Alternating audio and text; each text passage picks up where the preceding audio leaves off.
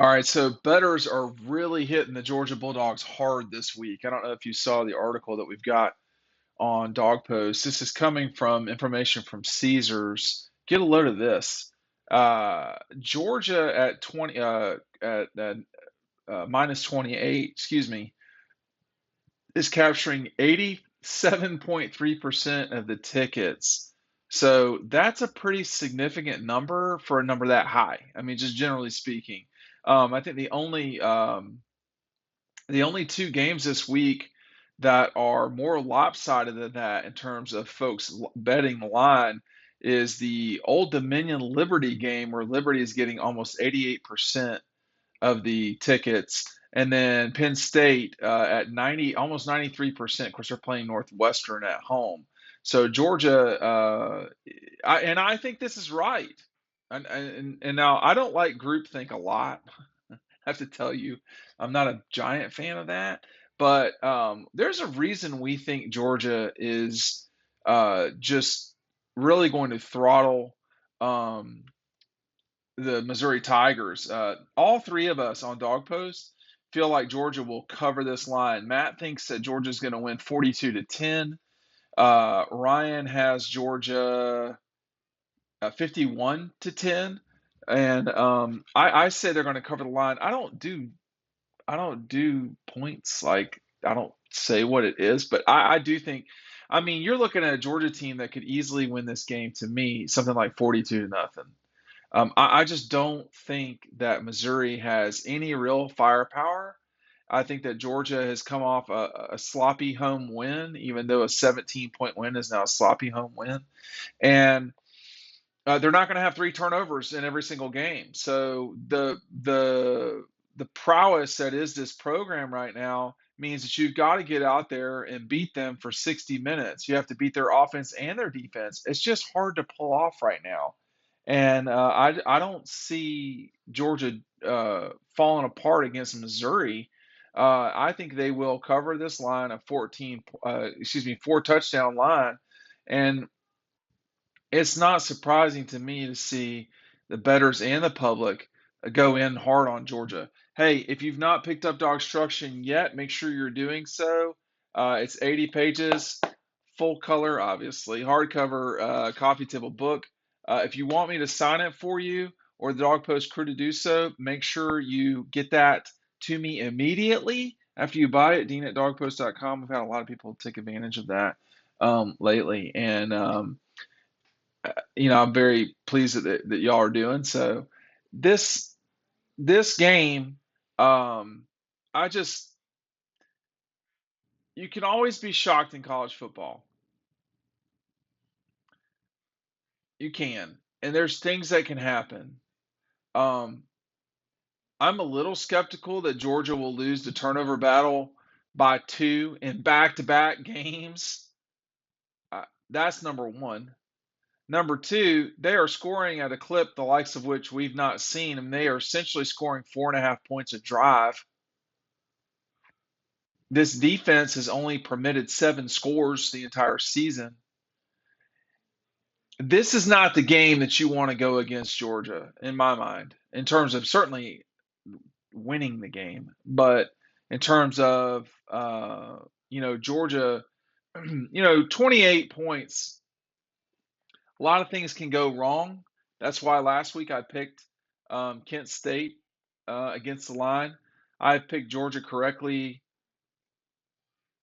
I believe, in all the games except the South Carolina game, which I picked Carolina to cover that line. The Samford game was a non. I mean, they ran the clock, so I mean, we're not talking about that game.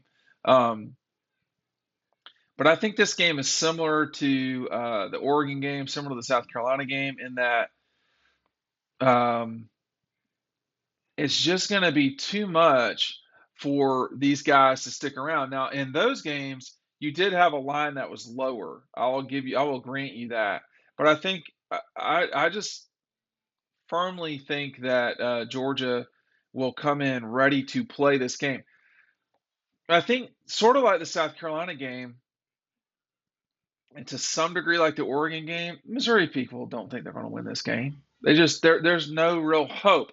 when we get to Tennessee, when we get to Kentucky, there's going to be hope, and I think to some degree State and maybe Florida.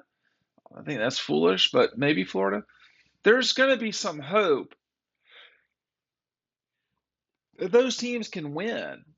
I don't see that right now. Right now, it's still September, so let's just see what happens. But like, all right, for instance, if you're NC State or you are, Kentucky this week, there's plenty of reason to believe that you can win your game. Okay, you're going on the road. I think Kentucky's on the road. I know NC State is.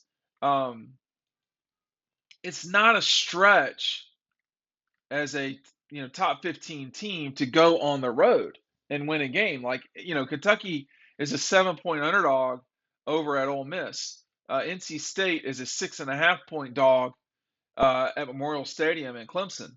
I don't think either of those wins would be upsets. Yeah, they would, but I don't think those are just some shocking, thing. Here's what Caesars had to say about both those games. And well, anyway, I'll let their words speak for themselves. It said number 5 Clemson escaped a double overtime victory over Wake Forest last weekend. It doesn't get any easier this Saturday though, as the Tigers host number 10 and fellow 4-0 contender NC State. Clemson was first listed as an 8-point favorite, but that is down to 7. It reached as low as 6.5 previously. Yet the majority of Caesars sportsbook bettors are rolling with the Wolfpack to cover the line, as they've generated not quite 60% of the tickets and 64% of the handle. And the quote here from Caesars Joey Vizell is many bettors don't trust DJ Uiagalelei. That's what it comes down to. He didn't play terribly. He didn't play terribly last week, but people thought Wake Forest should have won the game. In the beginning of the year, NC State was one of those teams that people were on top of, that they had a big scare week 1 against East Carolina and not many impressive wins after that. So this will be an interesting matchup for them. But it's in the hands of DJ and how the offense performs against the NC State defense. They go on to talk about Kentucky. I think the big key that many, I think the big key that may be attracting some Kentucky action is that Chris Rodriguez is back. That's their running back. Will Levis has been getting drive type, but if we talk about the explosiveness last year, it really came down to Chris Rodriguez. Kentucky's also done it before as an underdog this season. They came in and beat Florida in the swamp after Utah couldn't do it. There was so much hype around Florida after Utah winning. Kentucky going in and winning handily was impressive. I didn't understand why Kentucky was the dog there, personally. I mean, that to me didn't make tons of sense in that game. I mean, Florida was not the better team. And I know they were playing at home, but being the better team's got to matter a little bit, right? I mean, I thought so. But hey, look, I don't like Missouri's chances here. I think they are not in a good position. I think that what you want, if you can handle it, is to play uh, play a game. If you're a bettor, which I am not, I do follow it closely. However, I just don't like the matchup for Missouri. They have not looked good this season.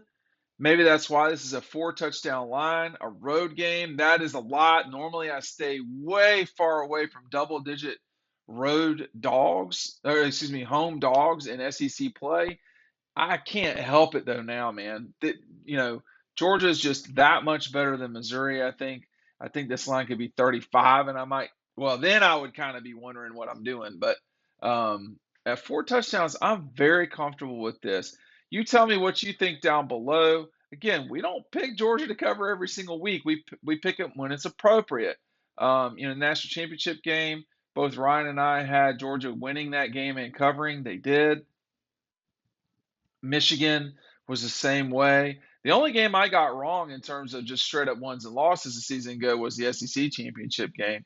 I've not missed a win or a loss on that front yet. I don't know I don't know where Missouri is. I don't think Drinkwitz is going to get fired midseason. Doesn't seem like it, at least. But you can't get blown out by Georgia and really expect to keep your job by the end of the season. Couple that with the loss to Auburn, which was a competitive game, but the the losing to Kansas State and following up, like by getting blown out by Kansas State and then getting blown out by Georgia, and you still have some other games you got to play. I mean, Missouri needs to play well. I just don't think they will. I mean, even a season ago in Atlanta, excuse me, in Athens, when the Braves, just after the Braves won the World Series, 43-6, you would comfortably cover. And Georgia didn't play so hot in this game, as you recall. It took the first quarter. It was a noon game after Jacksonville. This is not that. This is a situation where the Dogs, I think, come in and cover. We'll see. We'll see what happens.